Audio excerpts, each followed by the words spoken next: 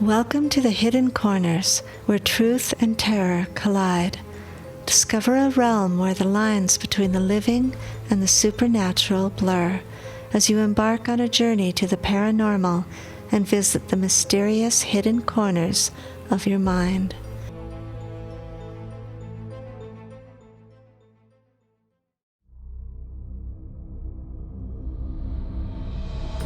Part 11 of the Wolfman Series. When the doorbell rang in the early morning hours on November 11th, Ludolph Jagger was showering and didn't hear the ring. He didn't hear the pane of glass on the back door as it shattered and hit the floor. He didn't hear the dog's muffled barks or his wife's screams. In his deep baritone voice, he imagined himself on a grand stage, the likes of Franz Schubert singing Winterreise. He belted out the lyrics, singing with perfect legato, reaching a pitch of near madness. For his grand finale, he closed his eyes, allowing the haunting melody to envelop him completely, his voice echoing through the steamy room. And as the last chord faded into silence, he thrust open the curtain to take his bow, just as the bullet hit him right between the eyes. A gloved hand reached in and turned off the water, then silently closed the bathroom door. On the afternoon of November the 11th, Professor Luther's young companion was waiting for him at the airport with tickets in her hand. They were boarding a plane for Houston, Texas. Rebecca Jagger could easily pass for his granddaughter, and they'd be out of the country before anyone knew they were gone. Luther glanced over at the lovely young student dozing. He touched her arm and she shifted in her seat, allowing her head to fall on his shoulder. It was all a little too easy, convincing her to accompany him to Texas. Rebecca had wanderlust and was always looking for adventure. She'd been an average student at university, nothing remarkable about her. She was barely passing her other classes. But she was eager to learn everything she could about werewolves. Rebecca had quickly become the professor's best student. Ludolph was her grandfather, and now that the professor had Rebecca following him around like a lost puppy, he could use her connection to the Jagger clan's bloodline, and Ludolph was no longer needed. Ludolph had been paid handsomely for his contributions to Luther's experiments over the years, providing him with plenty of bodies and blood to experiment with. But now that Luther had the serum almost perfected, all he needed was the one missing component, blood from the original Volkolak werewolf bloodline. He needed Catherine Moore's blood, and the only way to get that was to find her brother Jack. That's where Rebecca would come in handy.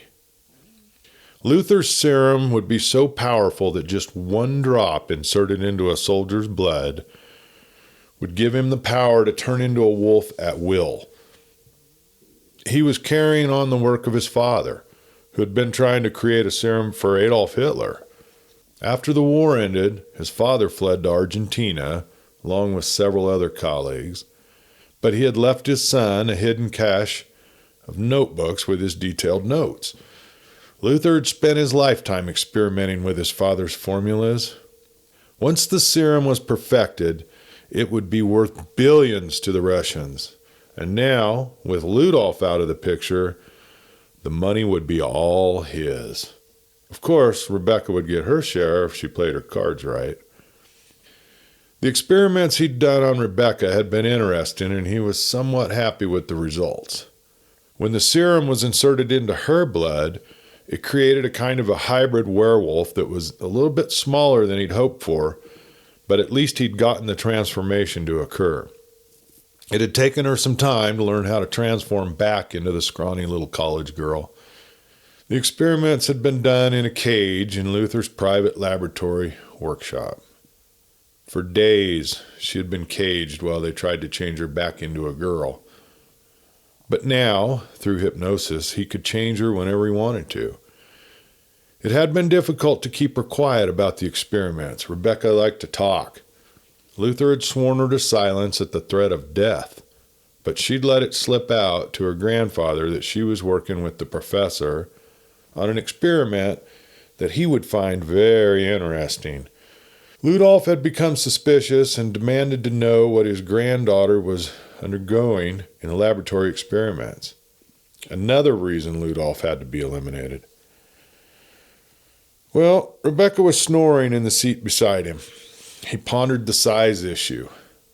Hadn't been successful with any of the other random students he'd experimented upon, which led him to believe that being born into the Jagger clan was the sole reason it was a success with Rebecca. Now he needed two things from his young student. She would likely get him close to Jack Moore, having already met him and developed a friendship while he was in Germany, and she had an older brother living in Houston. If she could convince her brother to let Luther inject the serum, he would know if the size issue was merely a result of the original host. Her brother, he was tall and bulky.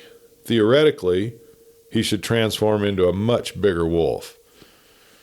With the two Jagger siblings as proof of the effectiveness of his serum, he could convince his Russian investors that the serum was working. Then all he needed was the blood of the Volkolak werewolf bloodline to perfect it. He believed that the blood sequence from the Jagger bloodline mixed with the Volkolak would replicate at an extremely fast rate, allowing him to mass produce his serum. He could sell as much as the Russians could buy. It wouldn't be long before they could have their army of werewolves, just like his father had attempted to create for Hitler. Luther had connections in Mexico who had gotten wind that Miguel Flores was harboring some fugitives from the United States, 2 men and a woman. From the descriptions of the three, Luther was sure it was Jack, Cat, and none other than Julian Cordano himself, the Gypsy King and Cat's true father. Luther had already had several run-ins with Julian in his quest to experiment with the Volkolak bloodline. Julian had been a formidable adversary. If he knew Luther was stalking Cat, he'd do everything in his power to prevent it. His mother had been one of Luther's father's test subjects during the war. She had been starved, tortured, and left for dead in a laboratory cage when his father fled Germany. Someone had found and released her, and she'd made her way back home in the Harz Mountains, where she was reunited with her husband and she bore a son, Julian.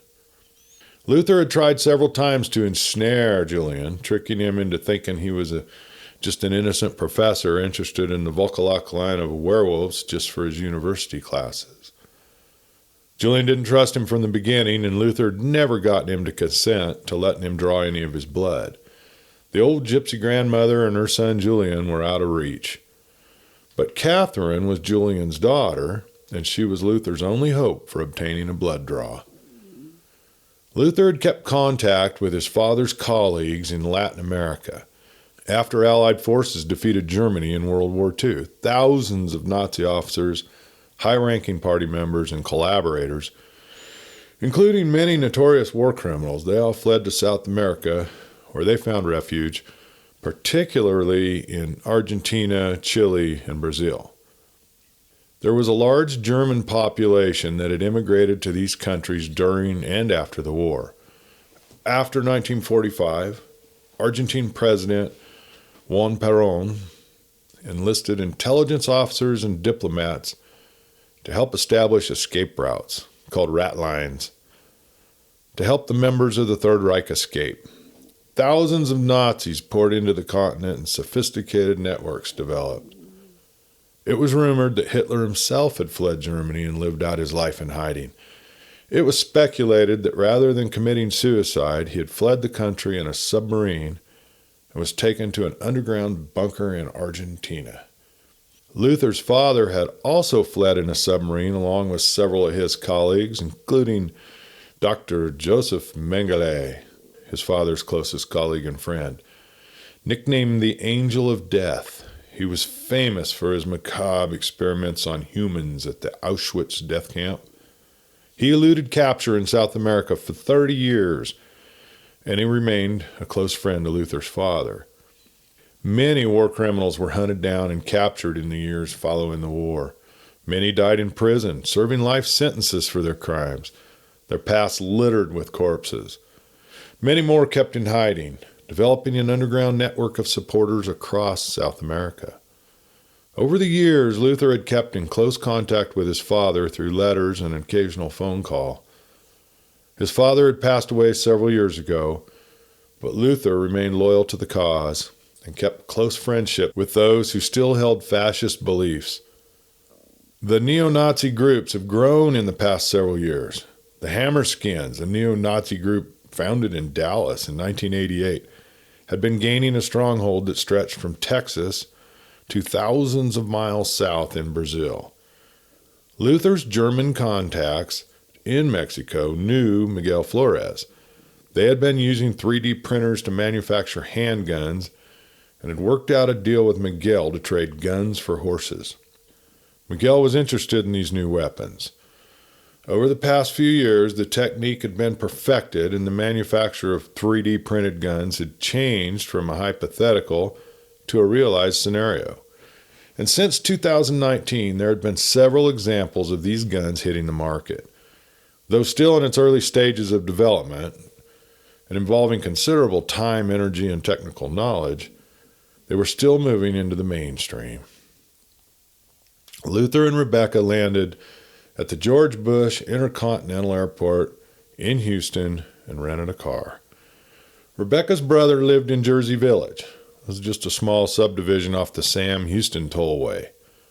Spencer Jagger was 15 years older than Rebecca and had gone to college on a football scholarship. He was big. He wasn't too bright. Rebecca was overly excited to see him. Although everything was exciting to Rebecca, Luther sighed. That girl's energy wore him out. Hopefully her brother would be easier to be around than the girl was. Well, Spencer came bounding out of the house and enveloped Rebecca in a big old bear hug. Rebecca introduced him, and Spencer grinned from ear to ear. "Howdy, old man," shaking his hand till it hurt. Spencer's hands were so large that they engulfed Luther's arthritic, bony hands with a handshake that could have taken Luther's arm off. Just perfect, Luther thought to himself. Spencer was massive, a huge specimen of a man. What a wolf this man would make. Luther couldn't wait to inject him with his experimental serum, even if he had to do it in his sleep. One look at this guy and the Russian would double his initial asking price. Luther stood back and laughed, looking at the two siblings standing side by side. Spencer had played offensive linebacker for the Houston Cougars at the university, but the last few years he was under contract with the NFL team, the Houston Texans. He had the size combined with the excellent agility and balance that made a great linebacker, along with being very quick on the field. But he was limited in his straightforward running speed. He weighed just under 360 pounds and stood well over 6.5 feet tall. He towered above Rebecca and Luther. Luther didn't know how he could convince Spencer to come with him to Mexico. The young man trained every day. This was going to be complicated, but he had an arsenal of drugs with him, and he'd use them if needed. Perhaps an injury, something that would take him out of commission for a few weeks. Luther planned on staying in Houston for only a couple of days, then got his network of comrades to help him get across the border into Mexico. From there, he and his 2 test subjects would stay with his colleagues in Monterrey until they could track down Jack and Kat. And after that, he wasn't sure what he'd do. He didn't like leaving things to chance. He was a meticulous man who liked to have things planned out well in advance. But he also knew that things just seemed to fall into place when you least expect it. He figured he'd use Rebecca and Spencer to lure Jack and Kat out of hiding. That much he knew, but how it would happen or where, that was still to be determined. Miguel and his guests left Aduana and the festival of our Virgin of Balvanera to return to Miguel's ranch. On the drive back, they discussed a strategy for training the Tarahumara Indians to fight for their land, protect their families and their livestock. Miguel's livelihood depended on it, and Jack felt it was the right thing to do.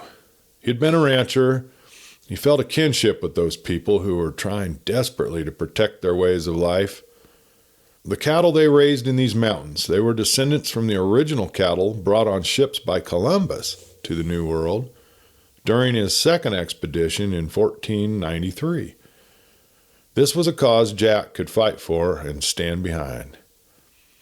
Jack had told his ranch manager in Montana that things had gotten complicated and not to expect him home anytime soon. He toyed with the idea of selling his ranch. Hell, he might as well just give it to his ranch manager. He didn't think he'd ever be seeing it again. Life had changed drastically since the days when he was a brand inspector and a cowboy. On the other hand, he thought maybe he should keep the ranch and go into business with Miguel. Well, Kat was disappointed that she wasn't returning to her art studio in Telluride. Jack tried to convince her to return. He thought she'd be safer if she returned to the States, and he knew that the Colorado State Police and probably the FBI were trying to hunt down Julian Cardona. Kat's involvement with the criminal would be questioned. If she returned to Telluride, it would seem as if everything was back to normal. She could say she'd been afraid for her life and she'd gone away for a couple months. No one would question why Jack was not there or at the ranch. At this point, he was really not a suspect in Julian's disappearance. It all made sense to Jack, but Kat was not convinced. Julian and Juanita were getting along famously. Julian was in love, and Juanita was excited to keep him there at the hacienda. There was no way of knowing if Julian would ever be able to return to his homeland of Germany, and he was sure his twin brother was handling things in his absence anyway. He had sent a message to Miguel to let him know he was detained and would be gone for a good long while. He didn't miss Germany. This felt like a vacation to him, and he was glad to leave the responsibilities of leadership of his gypsy community to his brother. Most of the conversation on the long ride home centered around how they could help Miguel fulfill his contracts with the U.S. cattle ranchers and the American Criollo Beef Association with the cattle that he was attempting to export. He wanted to keep the genetic bloodline pure in his breeding stock, yet he also recognized the need for crossbreeding to meet the weight requirements for international trade. He was in the process of developing a hybrid, half Angus, half Criollo cow that would fulfill the weight standards while keeping the low management aspects of the Criollo Raromari cattle, able to withstand increasing global temperatures and desert environments internationally.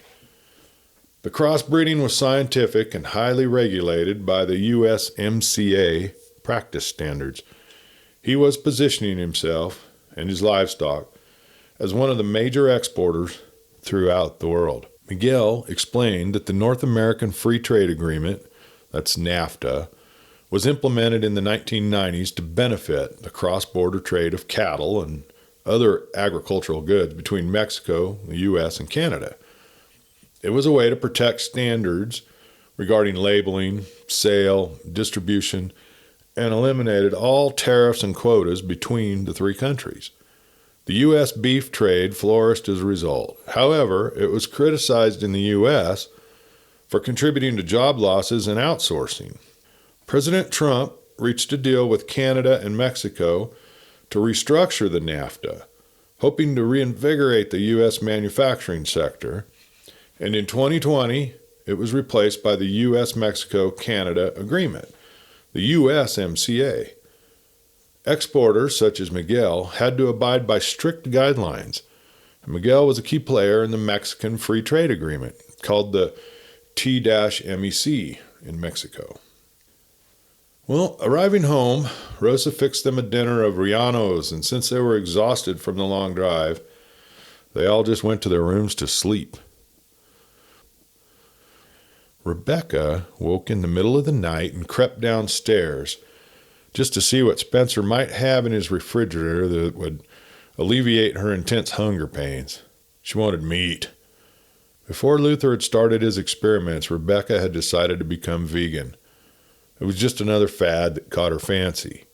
Her grandparents owned a deli in Germany where she was attending university, and the deli was known for their homemade sausages, a family recipe that had existed for generations.